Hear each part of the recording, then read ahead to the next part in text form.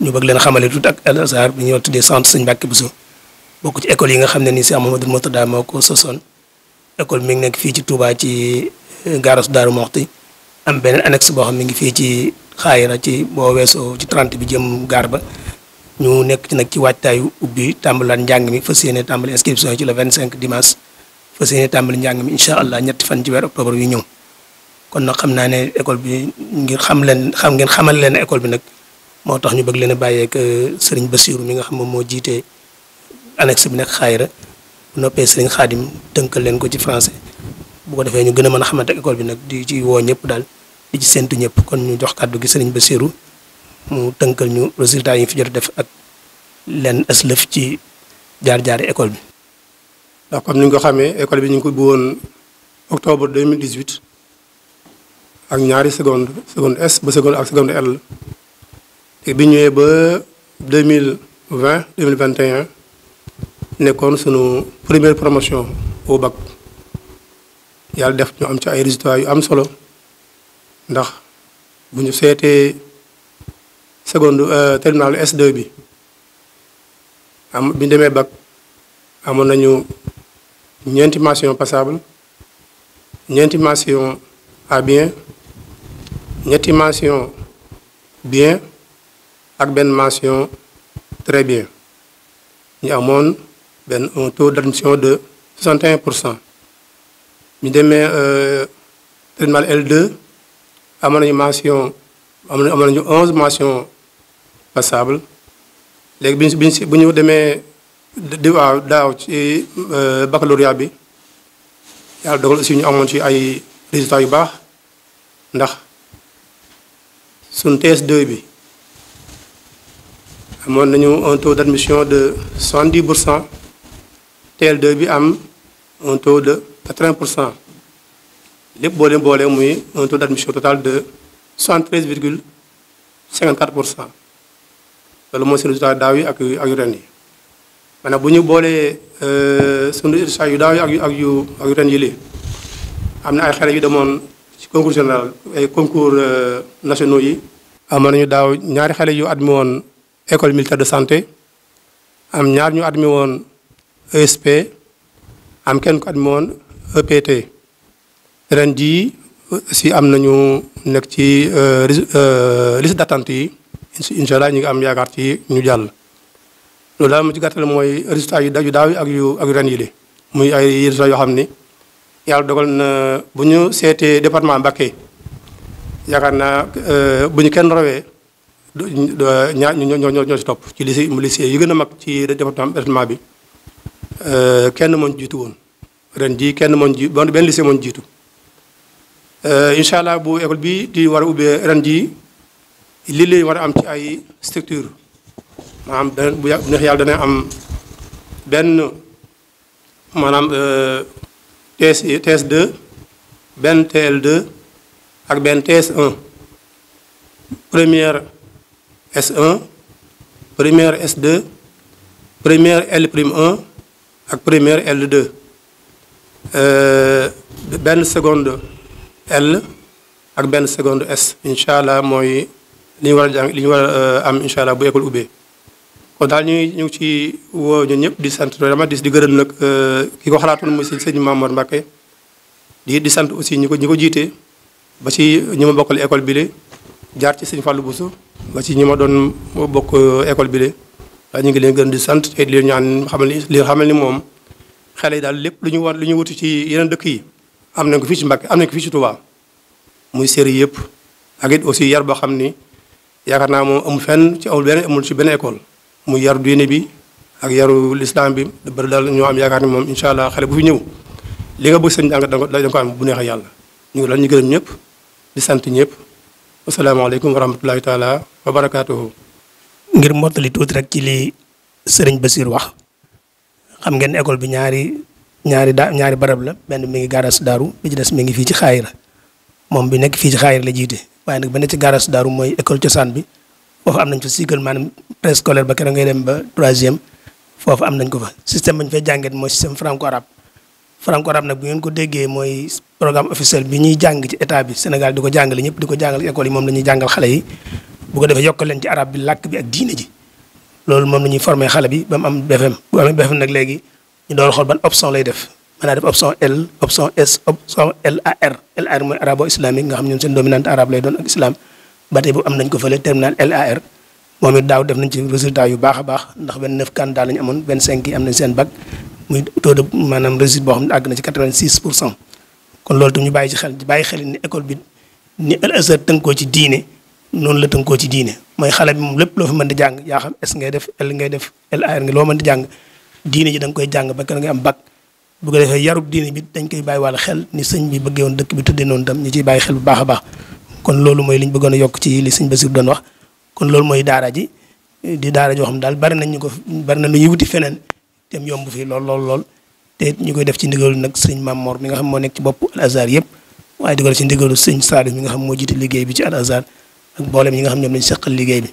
kon ñu fas yéene tàmbali liggéey bi nag dimanche le 25 ci weer yi lañ koy commencé inscription yi war a tàmbali njàng mi incha allah ñetti fan ci weeru octobre.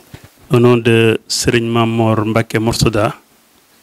président du conseil d'administration des établissements Al Azhar, au nom de Serigne Saliou Mbacké Mourtada, directeur général des établissements Al Azhar, au nom de Serigne Fallou Bousso Hassan, qui est le directeur du centre, ici présent, et Monsieur Bassirou Gueye, qui est le proviseur du lycée. Nous vous souhaitons tous la bienvenue en cette journée de présentation de l'Institut Al Azhar, Centre Serigne Mbacké Bousso. L'Institut Al Azhar, Centre Serigne Mbacké Bousso, comprend d'abord une section préscolaire, communément appelée section maternelle. Nous avons une petite section, une moyenne et une grande section. Nous avons également un cycle primaire du CI au CM2. Nous avons un collège de la 6e à la 3e. Nous avons un cycle secondaire de la seconde à la terminale. C'est un centre créé en 2008 par Serigne Mamor Mbacké Mourtada, reconnu par l'État du Sénégal et qui a opté pour le système éducatif franco-arabe, en toute conformité avec le programme officiel du ministère de l'Éducation nationale. Cependant, l'éducation islamique et la langue arabe y occupent une place prépondérante. Les enseignements apprentissages qui y sont dispensés sont similaires à ceux des écoles publiques, à la seule différence que les disciplines liées à la religion sont beaucoup plus accentuées. Nous avons également une spécificité au niveau des classes primaires, ce qu'on appelle les classes spéciales, qui est un système bien de chez nous, et à la demande de la population pour donner une chance peut-être aux enfants exclus du système éducatif, car ayant opté au préalable pour un enseignement coranique, voulant ainsi intégrer le système formel. Qui dit classe spéciale, dit maître spécial, dit programme spécial, taillé sur mesure pour ces enfants qui ont maîtrisé et mémorisé le Saint-Coran. Donc ils ont un seul handicap, c'est ils ont un âge plus ou moins avancé par rapport aux autres enfants du système classique. Donc nous avons créé une classe spéciale pour ceux dont leurs enfants ont maîtrisé le Coran. Ils ont la possibilité de résumer le cycle primaire en 3 années, Inch'Allah. Pour ce qui est du lycée, dont le proviseur est ici présent, nous allons avoir dès la rentrée prochaine 9 classes. Nous aurons une seconde L, une seconde S, une première L'1, une première L2, une première S1, une première S2, une terminale L'1, une terminale L2, une terminale TS1 et une terminale S2. La spécificité de ce lycée est que nous avons comme ambition de former un nouveau type d'élève qui deviendra plus tard un citoyen imbu de valeurs morales et religieuses et en même temps qui aura une excellente maîtrise des sciences et de la technologie. Il s'agit de former des citoyens enracinés à nos valeurs, mais également qui peuvent s'approprier du meilleur de la modernité. Pour ce qui est des résultats des classes de terminale, donc comme l'a si bien dit Monsieur le directeur Serigne Fallou Bousso Hassan, Nous avons une série, ce qu'on appelle la série LAR, la série communément appelée la série littérature et civilisation arabe, où l'enseignement arabo-islamique est beaucoup plus accentué. Nous avons également obtenu durant l'année scolaire 2020-2021 pour le baccalauréat général sénégalais en TS2, en terminale S2, 12 mentions, y compris une mention très bien et 3 mentions bien. En terminale L2, nous avons eu 11 mentions, dont 11 mentions à bien en terminale L2. Ce qui fait un total de 23 mentions et un taux de réussite de 67,64%. Ça, c'est l'année dernière, la première classe de terminale qui a été ouverte. Pour le baccalauréat général session 2022, c'est-à-dire cette année, en TS2, nous avons eu 3 mentions bien, 3 mentions à bien et une mention bien, ce qui fait un total de 70% pour les TS2. Pour les terminales L2 et TL'1, nous avons eu 2 mentions bien, et ce qui fait un taux de réussite de 80% de réussite et un taux de réussite total de 73,64%. Donc vous pouvez vous juger vous-même que vraiment le lycée a produit d'excellents résultats. Il faut aussi prendre en compte que les disciplines religieuses sont transversales dans toutes les classes. Donc il y a les disciplines classiques qu'on enseigne dans les écoles publiques, mais les enseignements religieux, les disciplines religieuses sont transversales dans toutes les classes de la seconde à la terminale. Donc tout ceci nous ont valu d'excellents résultats au palmarès des concours nationaux réputés très sélectifs. Nous avons eu 2 admis au concours national de santé militaire, édition 2020-2021. Nous avons eu 3 admis au concours d'entrée à l'école supérieure polytechnique de Dakar. Nous avons eu 2 admis au concours d'entrée à l'école polytechnique de Thiès. Nous avons eu 2 admis aux facultés de médecine et d'odontostomatologie de l'université Cheikh Anta Diop.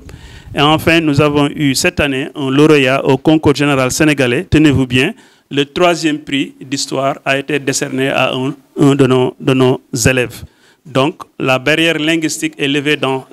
ce centre, ce qui nous a valu d'excellents résultats au concours nationaux. Donc, pour terminer, je vous fais un bref rappel d'abord de la date d'inscription qui se tiendra à partir du 25 septembre 2022 aux 2 centres, le centre de Garage Darou qui est dénommé centre Serigne Mbacké Bousso et le centre de Khaira. Les inscriptions se tiendront le 25 septembre prochain, Inch'Allah. Nous lançons donc un vibrant hommage aux parents d'élèves qui ont opté pour un enseignement adapté à nos valeurs morales et religieuses, incluant bien sûr les sciences et la technologie, de venir nombreux et de participer à la promotion de ce centre Serigne Mbacké Bousso 6 au Garage Darou. Donc je vais terminer en remerciant Serigne Mamor Mbacké Mourtada qui est l'instigateur, l'initiateur de ce projet et que Dieu lui accorde une très longue vie et que tous les objectifs soient atteints, Inch'Allah. Assalamu alaikum wa rahmatullahi wa barakatuh. Assalamu alaikum wa rahmatullah. Mbokk yi ñu ngi leen nuyu bu baax di leen ziar nuyu kilifa yu tedd yi fi toog yëpp di sos suñuy kàddu gi seeni kàddu comme ni ko suñu directeur sëñ Fall Bousso Assane waxee ak sëñ Khadim Mbacké ak sëñ Bassirou Gueye di xamal ne incha allah inscription yi dina commencé le 25 dimanche incha allah. ku ci bëgg daal njàng mu baax rek bu ànd ak bu am diine ak qualité ñuy woo ñëpp rek ku ñëw incha allah di nga fekk équipe bu baax équipe bu dynamique ñu leen di teerul leen teral incha allah ku ñëw daal di nga gis lu kawe sa njort incha allah. wax ne inscription yi kon mi ngi commencé le 25 incha allah képp ku fi ñëw tamit di nga fi gis lu kawe sa njort di woo ñëpp bàyyiwuñ kenn. asalaamaaleykum ñoo ngi nuyu ñëpp ñu fi fekk suñu kilifa yëpp. di woo suñu mbokk élèves yëpp ci école bi di leen wax ne inscription yi le 25 la incha allah ñoo ngi woo ñëpp nag suñu moroomu élèves yëpp képp ku ñëw nag di nga fekk lu kawe sa njort di nga fekk njàng mu baax mu am qualité incha allah jërëjëf.